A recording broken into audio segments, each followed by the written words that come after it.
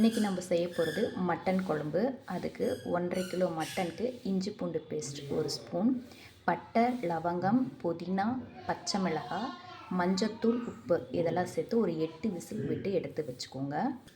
அடுத்தது சின்ன வெங்காயம், தக்காளி, இஞ்சி பூண்டு பேஸ்ட், மசாலா பொருள் ஒன்று ஒன்றா சொல்கிறேன்.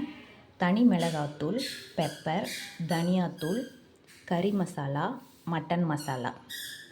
அரைப்பதற்கு தேங்காய் 1 மூடி, பொட்டுக்கடலை, சோம்பு, கசகசா.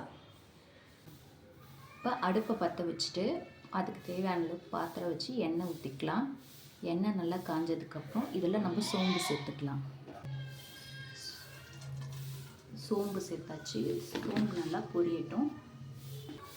இப்போ நம்ம சின்ன வெங்காயம் சேர்த்துக்கலாம்.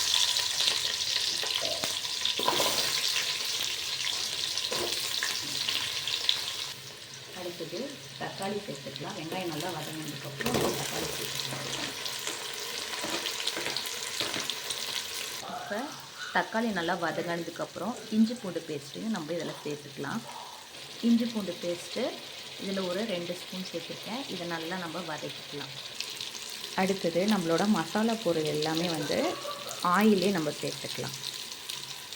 இது 1.5 கிலோ மட்டனுக்கு தேவையான அளவு நான் எடுத்திருக்கேன். நீங்கள் எந்த அளவுக்கு நீங்கள் மட்டன் எடுக்கிறீங்களோ அந்த அளவுக்கு நீங்கள் காரத்துலேருந்து எல்லா மசாலா பொருளும் நீங்கள் சேர்த்துக்கோங்க. இப்போ மசாலாலாம் நம்ம சேர்த்துனதுக்கப்புறம் நம்மளுக்கு இந்த மாதிரி ஒரு கிரேவி கிடைக்கும். இதில் நம்ம வேக வச்ச மட்டனையும் நம்ம சேர்த்துணும். இப்போ மட்டன் நம்ம மசாலாவில் சேர்த்துட்டு நல்லா இந்த மாதிரி கிளறிக்கணும். அடுத்தது மட்டன் வேக வச்ச தண்ணியும் நம்ம இதில் சேர்த்துக்கலாம். இந்த மாதிரி நல்லா கொதி வரணும். கொதித்து நல்லா சுண்டணும். இப்போ நம்ம தேங்காய், பொட்டுக்கடலை இதெல்லாம் அரைச்ச விழுதை இந்த குழம்புல நம்ம சேர்த்துக்கலாம். அடுத்தது கருவேப்பிலை, கொத்தமல்லி, புதினா போட்டு நம்மளோட குழம்பு ஆஃப் பண்ணிக்கலாம்.